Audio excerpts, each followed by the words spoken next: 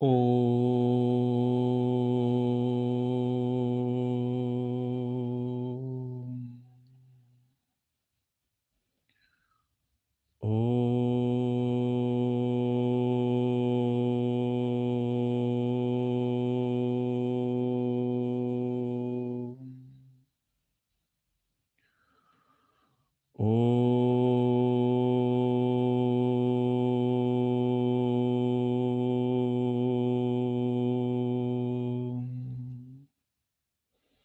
Om Sahana Vavatu Sahanau Bhunaktu Sahaviryam Karavavahai Tejasvina Vadhitamastu Ma Vidvishavahai. Om Shanti Shanti Shanti. Sadashivasamarambham Shankaracharya-madhyamam Asmadacharya-paryantam Vande Guru-paramparam. Ramo Rajamanis Sada Vijayate Ramam Ramesham Bhaje Ramena Bihata Nishacharachamu Ramaya Tasmai Namaha.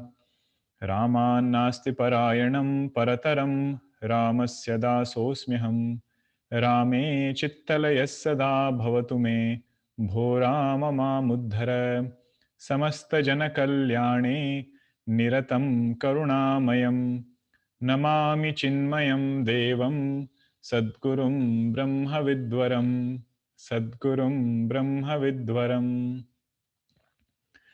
Hari Om everyone.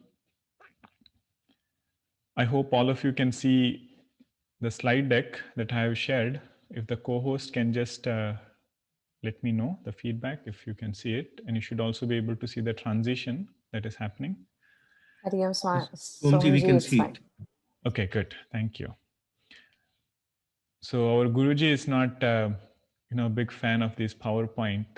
He says, I'm interested if you can make your point powerful or not. So wherever relevant, we will use these slides. Most importantly, this has to be recognized within. That is why the first seer scene pair, second seer scene pair, and third seer scene pair, rather than making it more obvious outside, we should try to take some time out, sit, and see what is happening in our day-to-day experience. So in the last two sessions, we did guided meditation. I thought I'll cover some points based on that, and we'll continue with our text after that. So what we did in the last two sessions is called Vedantic meditation. Nididhyasanam, that was the procedure we followed. And the main purpose of Vedantic meditation is to own up our nature as Sakshi, pure consciousness. That is who we are. In other words, letting go of what we are not. You can put it the other way also. That is the main fundamental purpose of Vedantic meditation. Sometimes we have different ideas about meditation. That is why it's good to emphasize how Vedantic meditation is different. There could be other benefits of other types of meditation. There could be other ways of doing meditation. But this is the definition of Vidyaranya Swamiji in Panchadashi. He says, whatever has been ascertained through Shravanam and Mananam as the nature of Sakshi, owning it up is role of meditation. This we covered yesterday in Ramayana class also, but I wanted to bring it up again, that there are three fundamental impurities of the mind, or of the personality you call, and each one has three different solutions. What will happen with this understanding is we won't have wrong expectation from wrong solutions. Meaning, the first impurity is called mala. Mala is, desire, anger, jealousy, some kind of emotion which is a negative emotion, that is called as mala. Antidote for mala is karma yoga. Other solutions will help, but the one that will help the most, the one that will actually solve the problem is karma yoga. Doing our actions with devotion to Bhagwan, having an higher altar, and making sure we are thinking more broader than our own self. And whatever comes as a result, having no complaints in accepting them, because it is prasad from Bhagwan. So this is mala, antidote is karma yoga. Second impurity is vikshepa. Vikshepa is mind is so agitated that it tires us down. That is also an impurity. What mind needs is a training to stay focused in one place. And it cannot stay focused in one place unless it sees joy in that place. We don't actually have the problem of vikshepa, because we are very easily able to focus our mind on things that we love. Either it be a movie or some kind of music. If we really love it, mind gets focused there. So actually, vikshepa is not true for all things.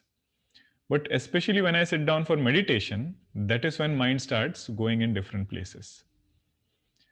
So then it is said, do upasana or take some support and focus your mind on that support. That will help in making the mind single pointed. Japa is another sadhana which is very helpful there, where the emphasis is more on repetition. There is no much thinking involved. There is no any other logical thing involved in japa while doing japa. Japa is only keep going on, with the same thought flow, and whatever meaning is indicated by that japa mantra, avartanam is done of that. Like Gayatri mantra we do. So Gayatri mantra is a prayer saying that may my intellect be illumined by this all-pervading consciousness. May I have clarity in thinking. May there be Viveka in my mind. So this is the thought, right? We might be chanting the mantra, but this is the thought that gets repeated over and over again. That is what helps in calming down this vikshepa. Nididhyasanam is not going to address the top two as much. Mala and vikshepa is not the area of nididhyasanam. Nididhyasanam will, the Vedantic meditation, other forms of meditation might. But Vedantic meditation is primarily for the third one, which is called as avarana. Not knowing myself as Sakshi, I have taken myself to be either the seer 1 or seer 2. Means either I take myself to be the mind or the sense organs or even the body. What is seen, that itself I feel that is who I am. So Nididhyasanam is following Shravanam and Mananam. So first comes Shravanam, ascertaining how I am Sakshi, how I am witness of thoughts, and then doing Mananam. That is what we did with the seer seen pair. Just that one shloka, the first shloka of Drg Drshya Viveka, Vidyaranya Swamiji elaborated each quarter of it. That is when Mananam happened, ascertaining how I am Sakshi. Nididhyasanam is only to own up that fact. Okay, so according to the impurity, same will be the solution. So we should not get flustered or disappointed that mind is not focusing in one place, or I did meditation but mind was wandering all over. So meditation won't directly address that issue. Some obstacles in meditation, these are from Mandukya Karikas. The first one is called being overpowered by sleep, laya. Mind is so tired sometimes, it never knows what is quietude or quietness. Whole day, it is so busy. So whenever it gets a chance to become even a little quiet, it will go into sleep. And it has similar surroundings. Lights are off, eyes are closed, no sound. So, which is okay. We should not be too concerned about it right away. But if we want to overcome this obstacle, best way is have a good night's sleep. So, or find a time of meditation where sleep is not overpowering. So, when we wake up, just to make sure that we are fully awake before we get into meditation, taking a shower or doing whatever it takes to bring us out of tamas. Second way of overcoming sleep is keeping the mind enthusiastic and also using some shlokas or using something to wake up the mind. Means you should constantly keep giving it some kind of instruction. If we just withdraw and let the mind be, it will go into sleep. It will give joy because deep sleep also is blissful, but that is not the kind of joy we are seeking in Vedantic meditation. Okay, we want to own up our nature as happiness. Okay, laye sambodhaye chittam. Sambodha means keep giving some kind of advice, some kind of shloka to the mind so it is always alert. Second is called vikshepa. Vikshipta mana is, that which is distracted. Just being unable to focus on that one thought, mind is thinking about so many different things. Again, Vedantic meditation, we cannot do much at that point. Little bit we can do is that breathing exercise, what we did in the beginning, that helps a lot. That will just make sure that mind has come back closer to where I want it to be. So it is at least coming to the breath. Vikshiptam shamayet punaha. If mind is distracted, just quieten it and do it with lot of love. Wherever mind has gone, bring it back. Don't be too harsh at that point or feel disappointed. Oh my God, my mind is again going in so many places. Meditation is a very deep practice. So vikshiptam shamayet punaha. Second obstacle is distracted mind. Solution is to quieten it down. Every time it goes, quietly bring it back.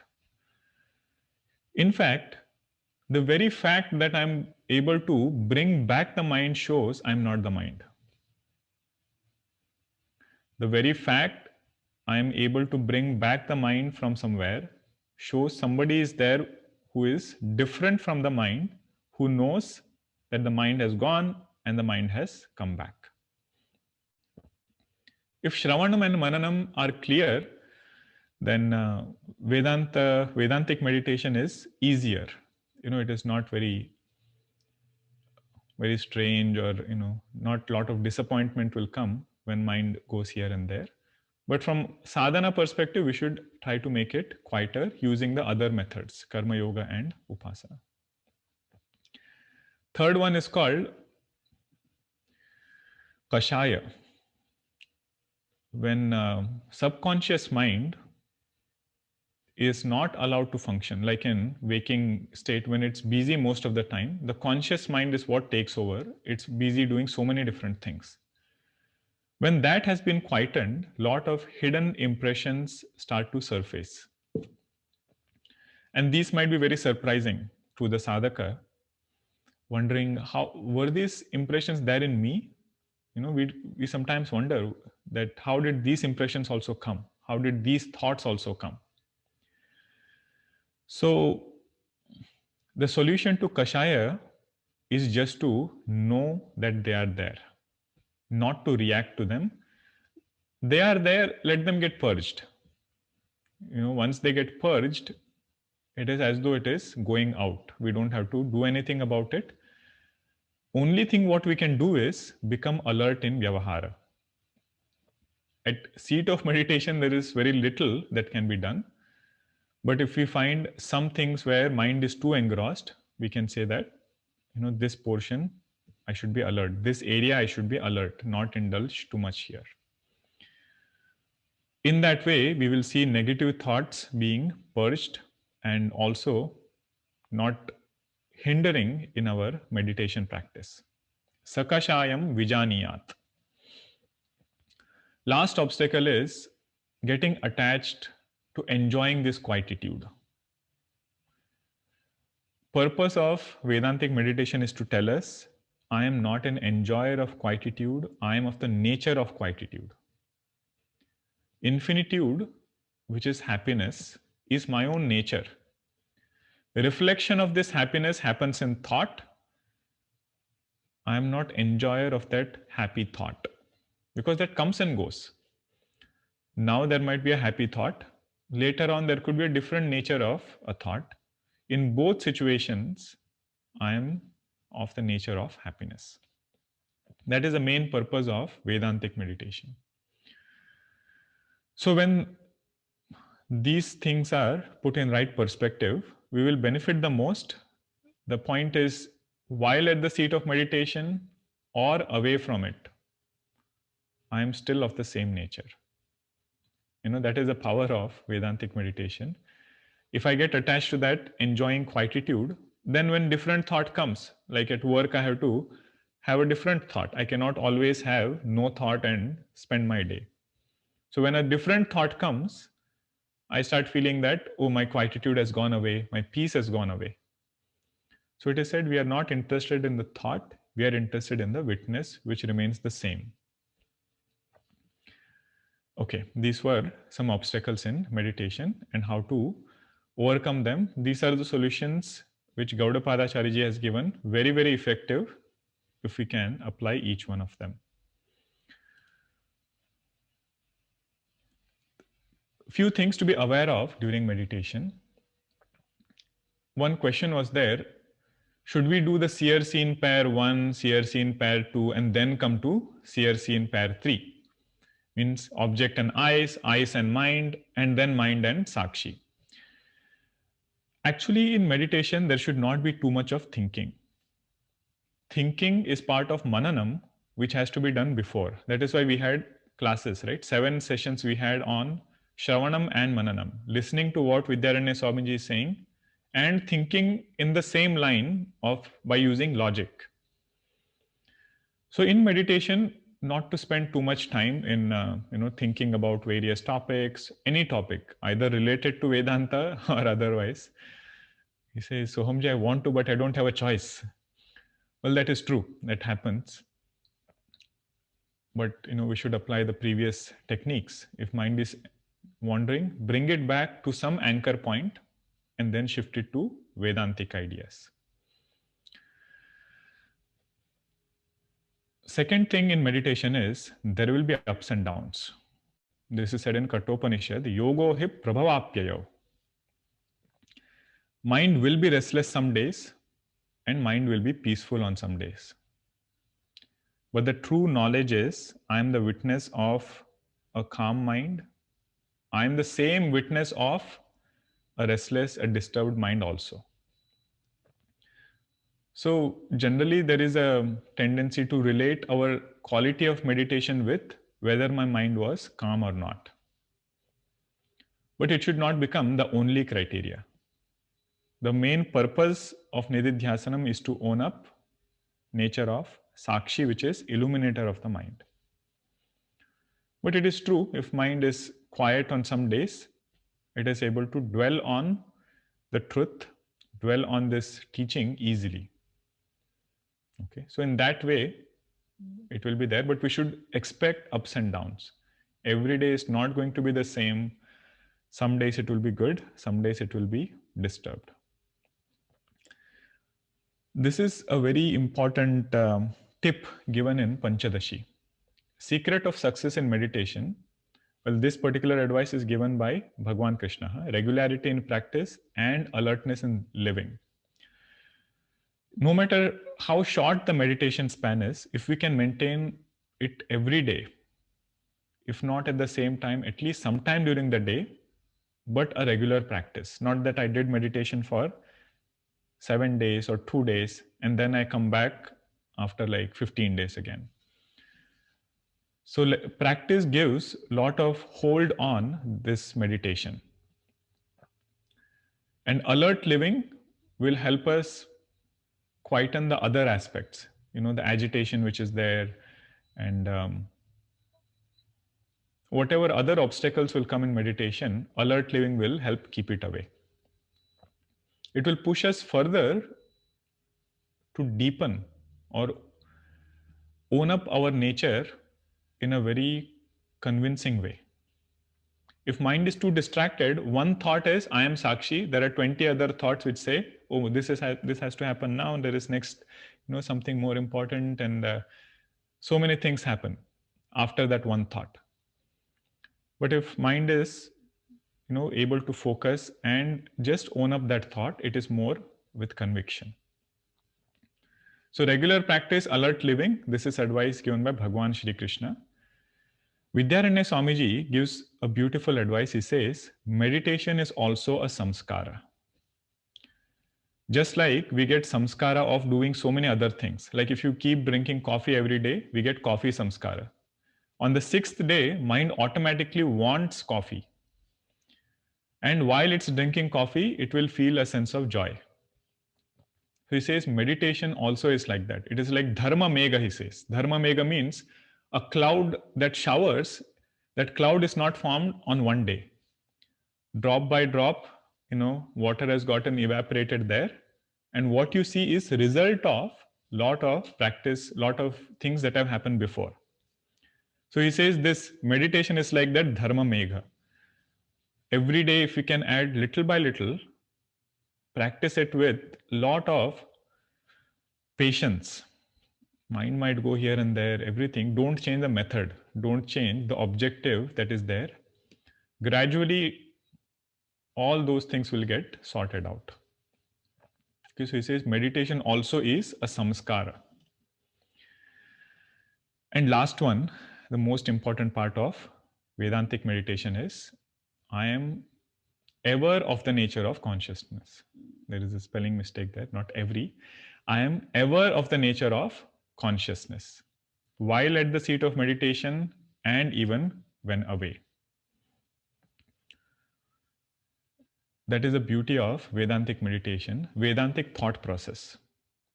Shravanam is meant to give us Atyantika Dukkha Nivritti. Not only Dukkha Nivritti when I am seated in one place. Right? So that those things will be helpful. These things, if we are keeping in mind while doing meditation, they will be helpful. Broadly, Vedantic meditation is classified into two types. One is called Drshyanuviddha, second is called Shabdanuviddha. Meditation that we did on last Thursday was predominantly Drshyanuviddha. What it means is, the fundamental practice of meditation there is to emphasize on being the witness of the thought. So whatever thought is coming, I'm not the thought, I'm the witness of that thought. This is called Drshyanuviddha. Drishya is thought, and based on that, I'm shifting attention to the seer of that thought. Second type of meditation is Shabdanuviddha. Now the focus is not as much on Drishya, the focus is on Drashta. What is the nature of this Drashta? I am Nirvikara, I am Nirakara, Asanga, Avinashi. This was our focus on last Tuesday. That meditation what we did, it was predominantly Shabdanuviddha. Both these meditations are given in Drg Drshya Viveka only. In later shlokas they are given. I took it here because we did meditation practice right now. But the thought process is the same.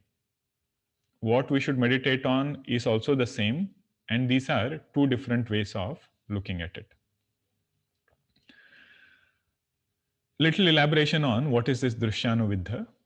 So type 1 or first type is Drshyanuviddha, where you be a witness of thoughts. The advantage of this meditation is it helps us to own up the fact that I am different from thoughts. Thoughts which are so bothering, the meditation practice helps us ascertain I am different from them and I am the one who is illuminating these thoughts. That is a very great step in our spiritual progress if we can own up this fact. and based on conviction, based on logic. We have seen all seers, seen pairs and everything, right? So that is good here. So what is drishya? Drishya is the seen, which are the thoughts, and the seer is sakshi. Just focusing on this much. No need to go to nirakara, nirvikara. No other attributes or nature of sakshi need to be meditated upon. Only this fact, I am the witness, thoughts are seen. You will notice that thoughts quietly, slowly, they will slow down. They will also become less and less and disappear. What we should let go is the thought and also the content of the thought. At that time, if you become judgmental or try to think about, oh, why is this thought there?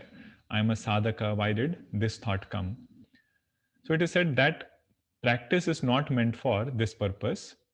That practice is more during karma yoga time and upasana time. When we are awake, interacting in the world outside, that is when we should be very careful about our interactions. So that would be the first type, which is called as Drishyanuviddha. Second type is Shabdanuviddha, where we use words to own up our nature as Sakshi. Now you see the last shloka that Vidyaranya Swamiji gave here, right? Nodeti nastametyesha navruddhim yati nakshayam swayam vibhatyatha jnani bhasayet sadhanam vina. Now with this we derived several indicators of Sakshi. Nirakara, because it is not Drishya, it is Nirakara. Nirakara is Niravayava. Niravayava is Nirvikara. Like these, we had several of them. So all these pointers we can use for, or we should use for meditation. I am changeless. I am without birth and death, untouched by this creation or drishya. This is the second type of meditation, which is called as Shabdanuviddha. Depending on how comfortable we are, we can choose either one of them. But we should know what we are doing in that meditation. So Shabdanuviddha, if we are doing, take indicators of Sakshi and own it up as my own true nature. Sakshi is not something else, not third entity. Okay, so this was a summary on the meditation process. This topic will come again. If there are any new ideas, I will cover it when it comes. Now the teacher was about to chant Purnamada, like Vidyananda Swamiji was teaching probably a group of children, students, and he said the main essence of Drg Drshya Viveka is covered in the first 5 shlokas. So then he saw one student was there who looked a little curious. He had some more questions. That questions is the reason why we should continue further in this text now. Otherwise, everything is said, right? What is seen, who is the seer, what is the difference between them, everything is said. The text is over in 5 verses. So why go further in this text? Quickly, I'll go through a few questions. What the student is asking, or only the first question I will go through maybe. So the student says, teacher, you said everything is inert. Whatever is seen, yad drishyam tad jadam. Whatever is seen is inert. But I don't see it that way. Why only some things appear sentient while other things are insentient? I see human beings, animals, plants, which show sentiency, although they are drishya. They are seen. And then there are things like this phone, there is a rock, there is a mountain, where there is no expression of sentiency. Why is there a difference? And you said that consciousness is all pervading, but it looks like it is fragmented. There is one consciousness here, there is a person next to me, there is second consciousness there, and in between there is space, there is this table and so many things. There is no consciousness in between us. So there are different fragments of consciousness. Okay, this question I will hold on, and I just want to make sure we stop on time here. And there are 4 questions the student asks. So next class onwards, we will start with that. And the next few verses also, we will take up those questions. Okay, we'll conclude now and then take a couple of questions. Om Purnamadah Purnamidam Purnat Purnamudachyate Purnasya Purnamadaya Purnameva Vashishyate. Om Shanti Shanti Shanti. Harihi Om Shri Gurubhyo Namaha. Harihi Om. Okay, these were from the last time that were submitted online. There are some questions about Ahankara. I will hold back those questions because the next topic is going to be about Ahankara. You see this question, it is exactly that. When I think about myself, I don't feel I am changeless. What you said in verse number 5. I am Nirvikara, I am Nirakara. I think I am going through experiences. I cannot deny that fact. I feel I am going through experiences of waking, dream, deep sleep. I feel that I was born and I will go through modifications. Different types of changes are coming in my body. How do you say I am changeless? How do I account for this feeling? Who goes through these experiences? So simple answer is Ahankara. What is the nature of Ahankara? How to separate it from the mind? How to separate it from Sakshi? Everything will be covered. Okay, that is in the next few slides. So I will hold back on that one, that question about Ahankara. There were 2 of them. So those questions we will hold back. This I have answered. Should we do seer scene pair individually while we are in the seat of meditation, like seer scene 1 and 2, 2 and 3? Not needed. The purpose of those seer scene pair was to get conviction in the logic. Once we are thorough with it, we can say everything starting from mind onwards is drishya. Mind, sense organs, objects, everything is drishya. We don't need to individually do that seer scene pair. So the purpose of doing that was, if we can say with conviction, if an object is there, there has to be our eyes, which is different from the object, which is unaffected. That should be our same conviction. When we see thoughts, we should know that there is a seer who is unaffected and different from that.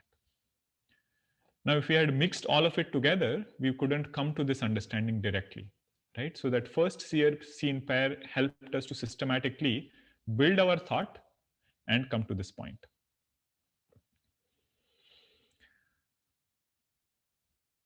As the true self is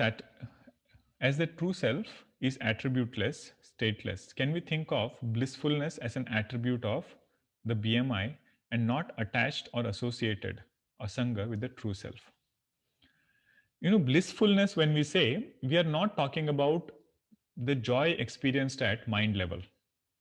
When we say Sat, Chit, Ananda, the Ananda that we are familiar is mostly Vishayananda, or with some vritti. Some kind of thought is there, triggered by some situation. That thought is what we generally know as Ananda. But when we say bliss in Advaita Vedanta, that bliss refers to nature of consciousness, which is unconditioned. Ananda is same as Anantam. Satyam Jnanam Anantam Brahma. Anantam is infinite. Right now, I consider myself as finite or constrained by something or the other, either this body or the thought, or something is there which is constraining. So if I'm shifting my attention to consciousness, I know that I'm unconditioned by anything. As drashta, that which never becomes drishya, that is my nature and that is unconditioned. Therefore, I am of the nature of bliss. Blissfulness, if we take as an attribute, it will always be of the mind. It will be a thought triggered by some object or some kind of a situation. Okay, there are different types of vrittis. I won't go there. It is called Shanta vritti, Mudha vritti, Ghora vritti. In Shanta Vritti, when this consciousness gets reflected, we experience happiness. So desire, when it becomes Shanta, when it's agitating, that time we won't experience the full bliss. When that thought becomes quietened down, in that Shanta Vritti, what gets reflected is called happiness. Okay, I hope that part was clear. What is attribute and what is nature of Sakshi? When the mind is seen, does it include the ego also as a part of the mind? Yes, that is what Vidyaranya Swamiji is going to explain in the next shlokas. He says, who is this experiencer? There are two parts, right? Who is the person who is experiencing or able to control these thoughts? Pure consciousness by itself doesn't have the ability to control anything, it just illumines. But it looks like there is somebody in us who is able to be niyamaka, controls which thought I should pick and which thought I should let go of. So that person is ahankara. But remember, it's not independently existing. Ahankara, mind, both borrow their existence from consciousness, both borrow their ability to illumine from consciousness. That is going to be the next topic. Okay, so there is another question.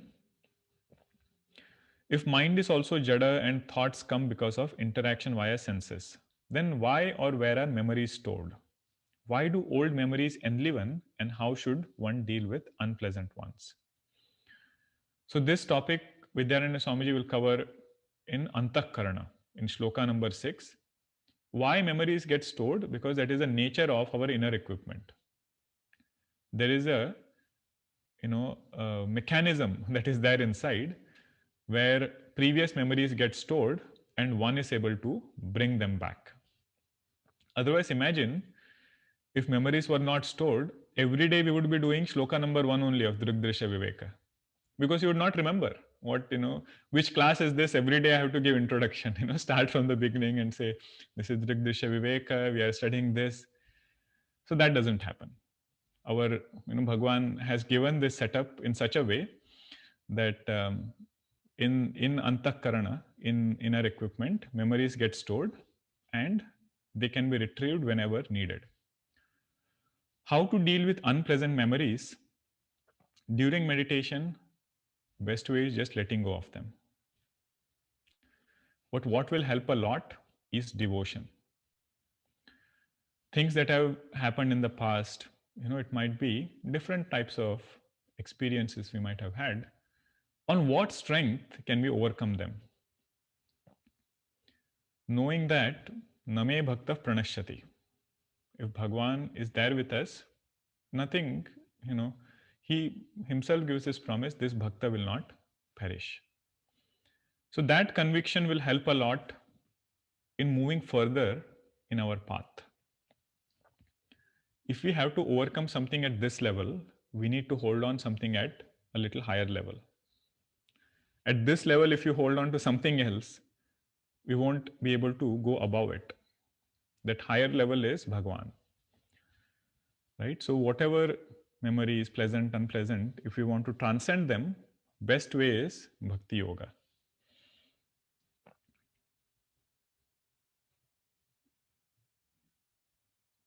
During meditation, when thoughts come, what does it mean to observe them?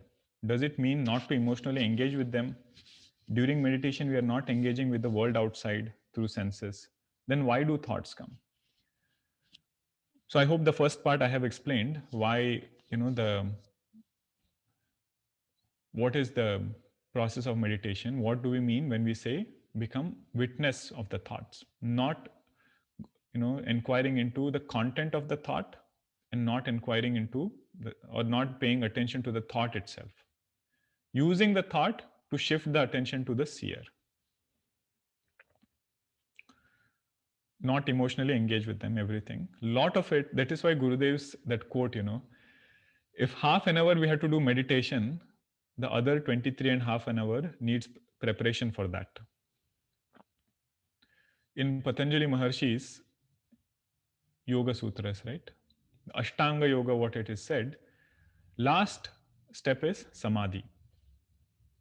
But that Samadhi comes when the first 7 steps are practiced.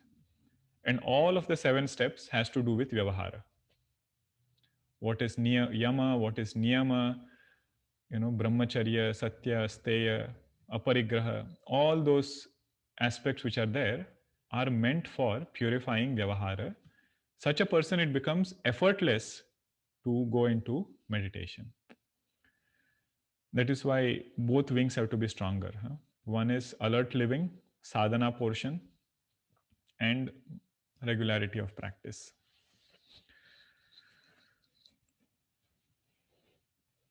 Why do thoughts come? Because that is how the nature of inner equipment is. Everything gets stored.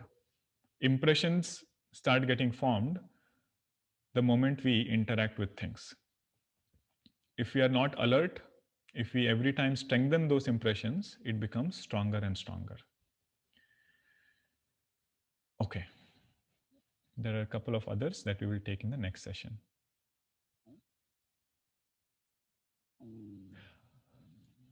There's a quick question here. Anuviddha means that which follows. Drshya Anuviddha means that which follows Drshya. Means predominance is given to Drshya, which is thought. So using the thought, you are turning within. I am not the thought, I am seer of the thought. Shabda Anuviddha means you are following the nature of that word. Nirakara, when you say, that word has to land directly in Sakshi. It should not land in thought, it should not land in body or some kind of other Drshya Vastu. That is why it is called as Shabda Anuviddha. Another meaning, if you want to put of the word Anuviddha, is that which is Nishtha in that thing. So if it is Drshya Nishtha, it is called Drshyanuviddha. If it is Vastu Nishtha, it is called Shabdanuviddha. Vastu means Atman. If it is predominantly taking support of consciousness itself in the practice of meditation, it is called as Shabdanuviddha. So when you say I am Nirakara, we don't do any other kind of analysis there. Everything has been clarified before. Directly you meditate on that word.